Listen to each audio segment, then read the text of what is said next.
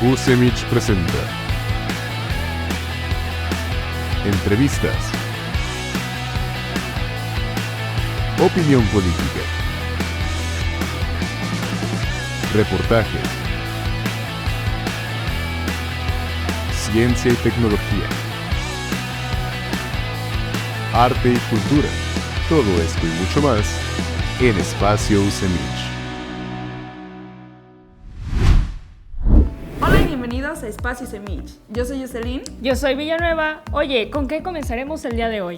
El día de hoy comenzamos con Hablemos de Fotografía, Ciencia y Sociedad. Vamos a verlo. Vamos. Hablemos de fotografía, ciencia y sociedad.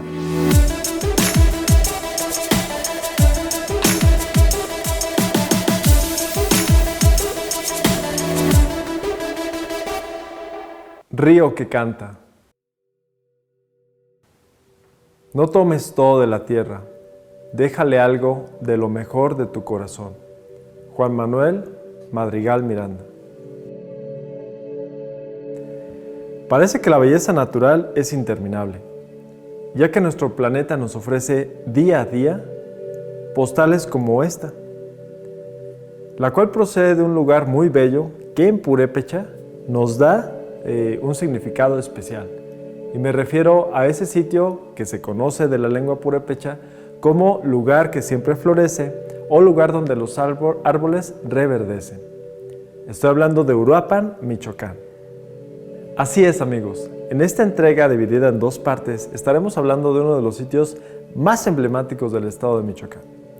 Pero lo interesante es lo siguiente, el nombre. Detengámonos un poquito a regresar a esa etiología, ya que Cupatitcio es el nombre de dicho lugar y a propósito, Cupatitcio traducido al español quiere decir río que canta. Pero cuando nos referimos a Cupatitcio estamos hablando, del río Cupatitcio, de un sistema en realidad complejo de manantiales, ríos y aguas subterráneas. Lo interesante es de que estos sitios han proveído de agua y de otros recursos a toda una región que en algún momento fue la capital administrativa de este bello estado michoacano. El área que ocupa esta subcuenca del Cupatitcio en Uruapan corresponde aproximadamente al 59% de espacio. Aquí se incluyen 10 manantiales que son los principales, entre ellos la Rodilla del Diablo y la Hierbabuena. Además de Uruapan existen comunidades aledañas las cuales también tienen sus propios manantiales. De hecho, esta imagen corresponde a la zona conocida como la Sararacua, pero para darnos una idea podemos comprender la importancia de estos espacios naturales a través de conceptos físicos como el caudal. El caudal se define como una cantidad de agua que puede fluir por unidad de tiempo. Para tener un mejor panorama de esto, imaginen ustedes que el caudal de estos manantiales, por allí en los años 70, correspondía a 4.9 metros cúbicos por segundo. Haciendo una comparación, equivale a mover el volumen de 5,000 aproximadamente botellas de estas en un segundo de tiempo. Imagínate esa fuerza tan sorprendente de la naturaleza. De ahí entonces que cuestiones como hidroeléctricas y otro tipo de espacios se han beneficiado de esta cuestión de manejo de agua. Si bien esta cantidad de agua suena impresionante, es decir, tener en una poca cantidad de tiempo un volumen tan considerable de agua, del vital líquido, estos datos corresponden a registros de los 70s. Estamos hablando de hace aproximadamente unos 50 años. El panorama actual es un poco más triste y hay que decirlo ¿por qué? Porque según datos de 1990 el caudal disminuyó a 1.9 metros cúbicos por segundo. Es decir, estamos hablando de una reducción importante hace 33 años. En la actualidad, naturalmente, esto se ha visto afectado por, entre otras cosas, cuestiones como la sobrepoblación, el exceso o uso descontrolado por parte de la agricultura del recurso y naturalmente por otro tipo de extracciones. Esto nos lleva a pensar que como ciudadanos estamos llamados a tener esa conciencia de no solamente cuidar y proteger este valioso líquido para todos sino también es importante saber cómo y en qué lugares se utiliza este preciado y, de manera fundamental, importante líquido. También es vital conocer la calidad microbiológica y química del agua. De ahí entonces que algunos estudios han encontrado un aumento en la cantidad de coliformes. ¿Qué son este tipo de seres vivos? Pues bueno, son una especie de indicadores, es decir, nos dan una idea del contenido de materia fecal que puede estar presente. Desde luego sobra decir, microbiológicamente hablando, que la presencia de coliformes en un elevado número pues significa una amenaza para la salud, sobre todo de los más pequeños. No solamente están los coliformes, sino también contaminantes como los nitratos y los nitritos. Estos son sustancias que llegan al agua, lamentablemente, por las prácticas inadecuadas en los cultivos de aguacate, por ejemplo, donde se hace un uso exagerado de agroquímicos, llegando a los mantos freáticos y desde luego a los cuerpos de agua, contaminándolos. Uruapan fue afectado de alguna manera por allá en mayo de 1943, ya que hubo una erupción en el volcán Paricutín, y esta erupción hizo que la población de San Juan Parangaricutiro tuviera que emigrar hacia una zona, hacia el norte de Uruapan, conocida como Los Conejos. Esto hizo un cambio en el uso de suelo y también de agua de la zona. De aquí entonces que esto es una importante invitación a que como ciudadanos usemos de una manera más racional el recurso y que también de la mano de empresas, gobierno y autoridades, pues bueno, se haga la gestión correspondiente para que el agua se utilice y llegue a la mayor cantidad de hogares en la cantidad y condiciones que se requieren. No solamente para las empresas, sino para todos. Agua para todos.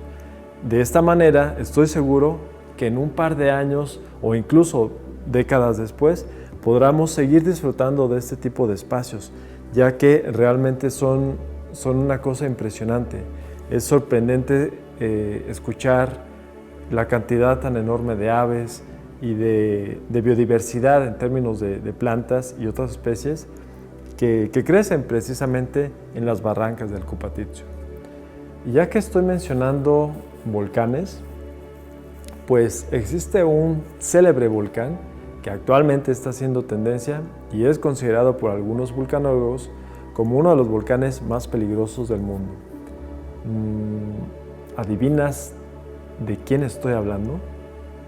Y para despedirnos, queremos enviar un cordial y respetuoso saludo a nuestro maestro y amigo Juan Manuel Madrigal Miranda, quien es actual residente del Ecocentro Cupatitcio. Él lleva aproximadamente un par de décadas viviendo en este ecocentro y gracias a sus trabajos y el de otros colaboradores es posible pues tener información y también disfrutar de este tipo de lugares. Saludos. No le cambies. Sigue disfrutando de Espacio UCEMICH. Continuamos con más Espacio UCEMICH. Regresamos del corte y ahora vamos con la presentación del libro. Ciclos políticos de liderazgo carismático en el Partido de la Revolución Democrática. Vamos a verlo. Vamos.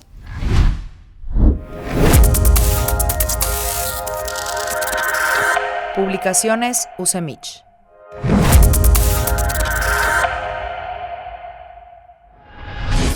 Hola, mi nombre es Juan Pablo Navarrete Vela, soy profesor investigador titular aquí en la Universidad de la Ciénega de Michoacán y el día de hoy estamos comentando este libro que se llama Ciclos políticos de liderazgo carismático en el PRD, Cuauhtémoc Cárdenas y Andrés Manuel López Obrador. Pues mira, este libro es una investigación producto de varios años de trabajo, ¿no? Es decir, ya hace algunos años yo tenía en mente la idea de estudiar a los partidos de izquierda, pero específicamente al partido de izquierda hasta hace algunos años el más relevante, ¿no? El más importante en la competencia política en México, y me refiero al PRD. Entonces, esencialmente en el PRD porque a mí me gustaba o me interesaba estudiar el liderazgo político y creo que estas dos figuras representativas del cambio político, de la alternancia en el país, pues eran imprescindibles estudiar, ¿no? Entonces el giro, el centro de atención de la investigación en torno a dos líderes históricos, por un lado Cuauhtémoc Cárdenas y por otro lado Andrés Manuel López Obrador, y ese es el centro de atención del libro.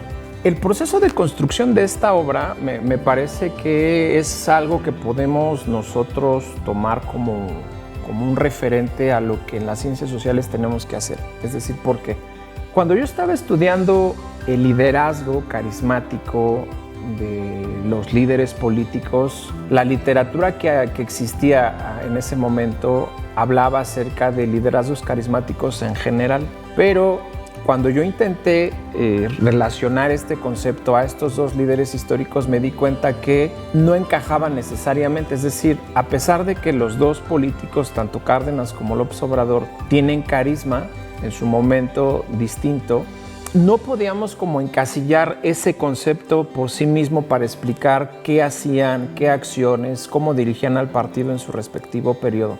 Entonces, lo que yo hice aquí fue tratar de proponer algunas categorías nuevas para que pudiéramos diferenciar el liderazgo carismático, ojo, en la competencia democrática, en la competencia de las elecciones. Entonces, la gran apuesta teórica del partido es algo que yo denomino ciclos políticos de liderazgo carismático. Es decir, el liderazgo carismático comienza con un inicio, un desarrollo y un clímax. Y lo que encontramos, usted puede encontrar en este libro, es que los liderazgos tienen cosas en comunes, pero también hay cosas que los hacen muy diferentes en la forma de actuar en cada uno de esos momentos. Eso es lo que usted puede encontrar por aquí. Hay una propuesta teórica innovadora, es decir, hay una tipología, una clasificación sobre el liderazgo carismático que usted no va a encontrar en ningún otro material. Porque cuando yo estaba desarrollando esto, revisé los libros más representativos sobre el liderazgo carismático y sobre todo aquellos trabajos que hablaran sobre el liderazgo carismático en el país, en el caso mexicano. Hay otros libros, claro, que hablan acerca del Partido de la Revolución Democrática, pero en ellos usted no va a encontrar una propuesta de tipología original. Entonces, esta tipología la he estado desarrollando, la he refinado en los últimos años, y creo que sigue siendo muy válida y muy pertinente para poder entender, por ejemplo, el actuar de uno de los personajes en la política mexicana el día de hoy, que es Andrés Manuel López Obrador.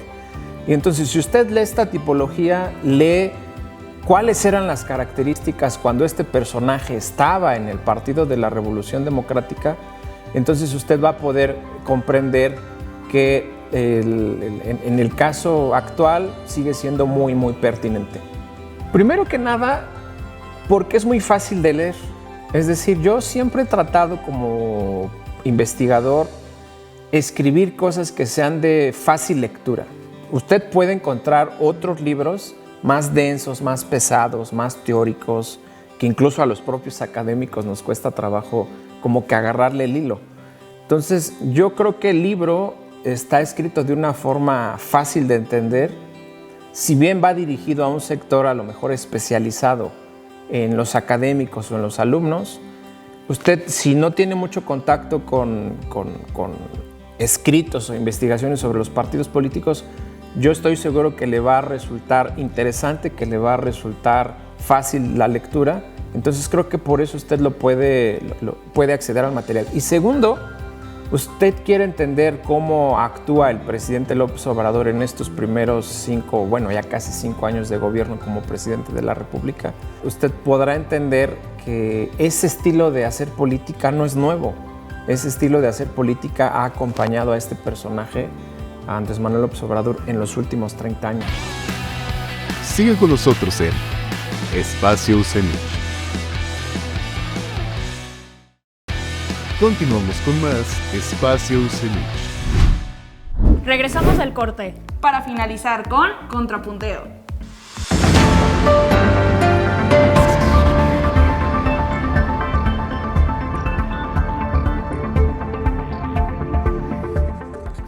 Hola, ¿qué tal? Pues nos encontramos nuevamente en Contrapunteo, en esta ocasión con un invitado muy especial. Alexis, ¿cómo estás? Yo estoy muy contento de estar aquí nuevamente con ustedes, invadiendo un poco sus espacios. Bueno, Alexis pues es el encargado de la juventud en el estado de Michoacán, lo cual nos parece una tarea muy complicada, ¿cierto, Paola? Como siempre, te saludo con mucho gusto.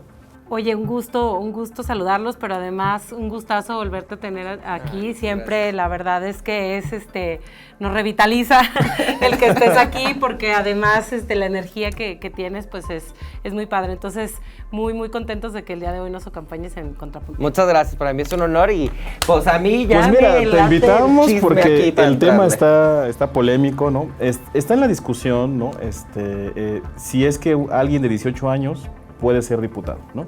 Está la discusión en la Cámara de Diputados en este momento, ¿no? Entonces, yo te pregunto y te preguntamos, ¿está un joven de 18 años, digamos, con las habilidades necesarias para ejercer un cargo tan relevante, así lo considero yo, como es el ser un diputado federal?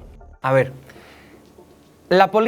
yo hace tiempo tuve la oportunidad de entrevistar a Diego Rusarín y yo le preguntaba a Diego Rusarín que qué tan importante era que las juventudes nos involucráramos dentro de la política.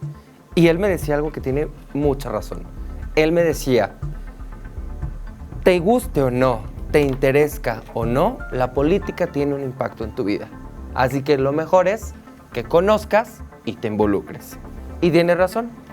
Creo yo que no debe de ser un tema del todo que se debe de poner sobre la mesa si las juventudes estamos preparadas o no para ocupar un espacio dentro de la política pública. Yo creo que aquí... O sea, ¿que no se discuta? Yo creo que no se debe de discutir si al tener 18 estamos listos o no estamos listos. Porque cuántas mentes brillantes hoy día no conocemos que existen no solo en nuestro estado, en nuestro país, sino en el mundo entero, que la edad no es un limitante para nada. Pero lo que sí creo es que al ser tan chicos, de 18 años, no tenemos del todo la experiencia dentro de los espacios públicos.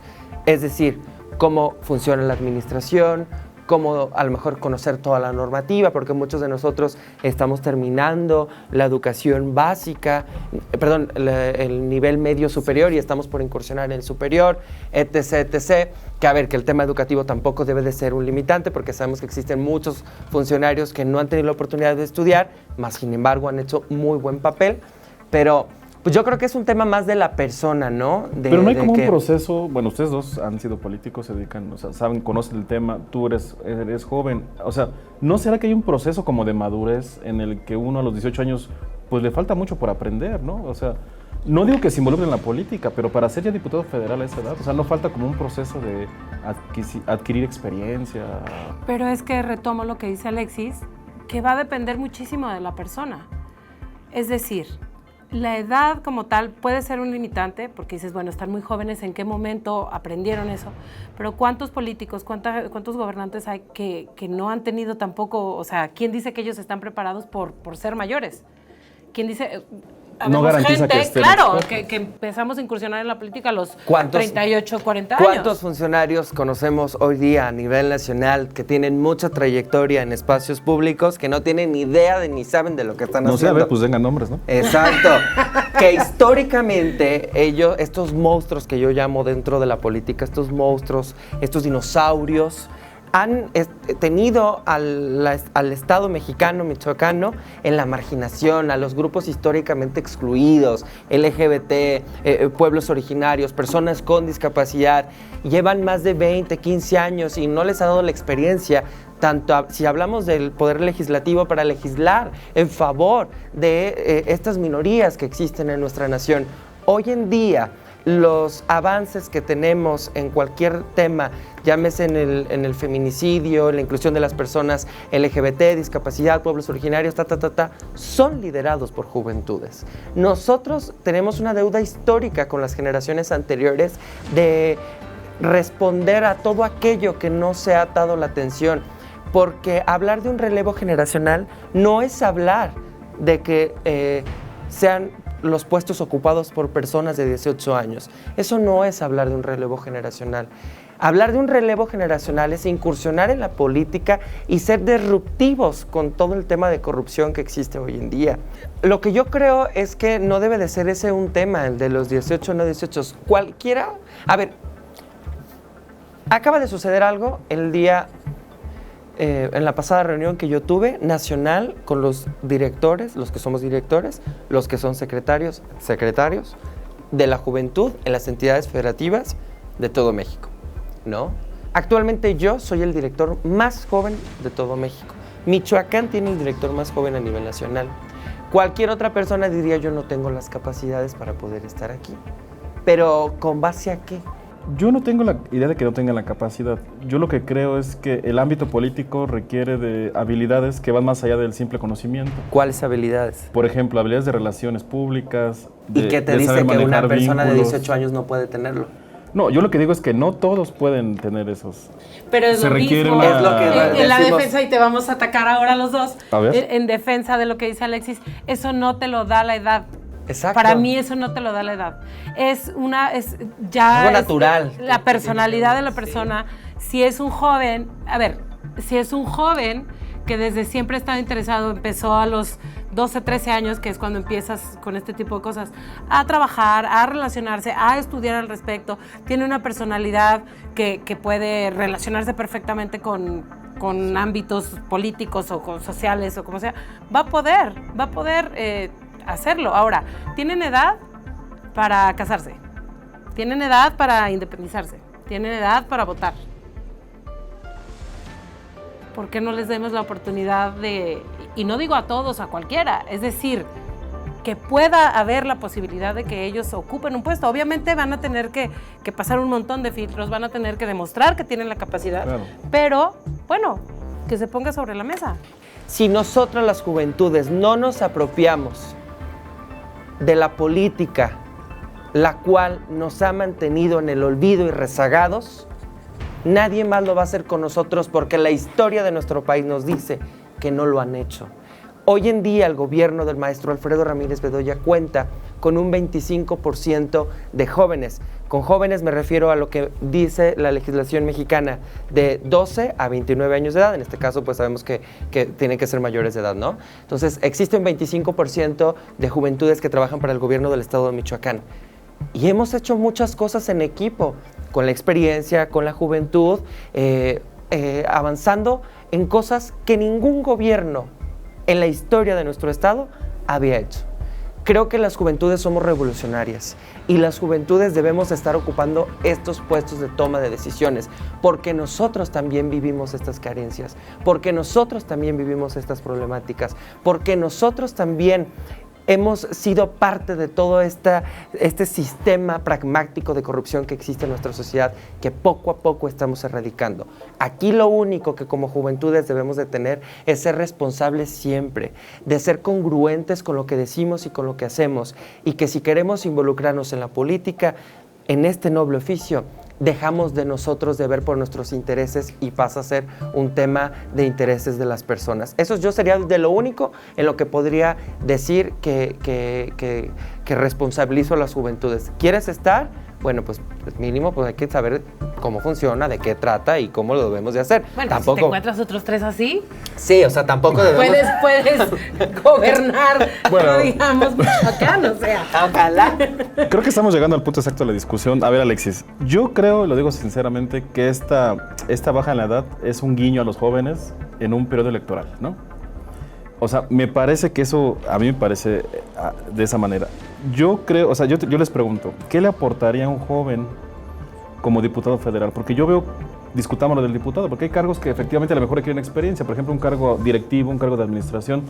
O sea, tú pues eres joven, pero traes una trayectoria importante en la que ya no te es nuevo, ¿no? El ejercer cierto liderazgo, porque hablamos de cargos importantes, ¿no?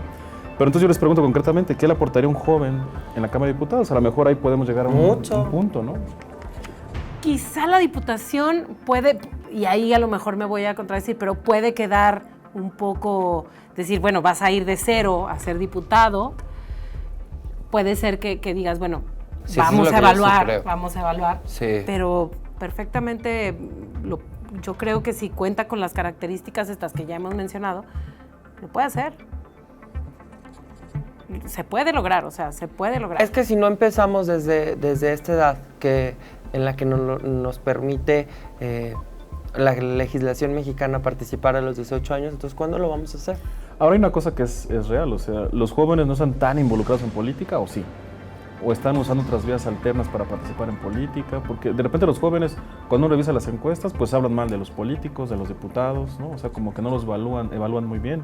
porque estos dinosaurios que han estado en la política se encargaron de manchar el la noble solución oficio será de la meter por los política. jóvenes. No, por supuesto. Experiencia y juventud es Una mezcla, dice. la mezcla perfecta. Claro, porque tienen la energía, el dinamismo, ideas nuevas, creatividad, que a lo mejor la experiencia te va quitando esas cosas, o sea, te da muchas otras cosas, pero te quita eso. Te quita eso porque estás más cansado, porque a lo mejor tus ideas ya no empatan con la de los jóvenes. Entonces, si hacemos ese mix, pueden salir cosas muy interesantes y muy buenas. Bueno, pues les tengo una mala noticia, se nos acabó el tiempo, No, pero un ¿cómo? último mensaje para los jóvenes que sí quieran incursionar en política. Debemos de prepararnos siempre para ocupar estos espacios de la política pública en todos sus niveles, que el estar preparado nos va a ayudar a saber tomar las mejores decisiones, que una edad y una condición de vida en la que nacemos no representa el futuro de nosotros. No creo que tenga que ver un tema de edad, el si debemos o no ocupar. Creo que sí debe de ser esa parte. Ser también muy autocríticos a la hora de querer estar en este tipo de espacios y entender siempre que si queremos dedicarnos al noble oficio de la política, del gobierno, debemos de anteponer nuestros intereses personales y siempre el colectivo, el común, el cómo ayudamos a que los grupos históricamente excluidos y rezagados tengan un espacio. Mi Estimada mensaje Paola. rapidísimo. Preparación, disciplina y responsabilidad. Con esos tres se pueden lograr casi todo lo que se proponga uno. Bueno, pues ahí tienen ustedes y los jóvenes, pues a ver si nos escriben, mándenos sus mensajes, a ver qué opinan. Un chico de 18 años está listo, capacitado para ser diputado federal. ¿Qué opinan? Hasta la próxima. Nos vemos. Hemos llegado al final del programa, pero no se olviden de seguirnos en todas nuestras redes sociales que estarán apareciendo aquí en pantalla. No se olviden de sintonizarnos la próxima semana a la misma hora por el mismo canal. Yo soy Villanueva y en pantalla estarán apareciendo nuestras redes sociales. Y esto fue Espacio Semich. Hablando de datos de 1900. Yo soy Jocelyn. Yo soy Villanueva. Oye, Jocelyn, ¿con qué? El día de hoy comenzamos con... Este contrapunteo. Oye, ¿con qué comenzaremos el día de hoy?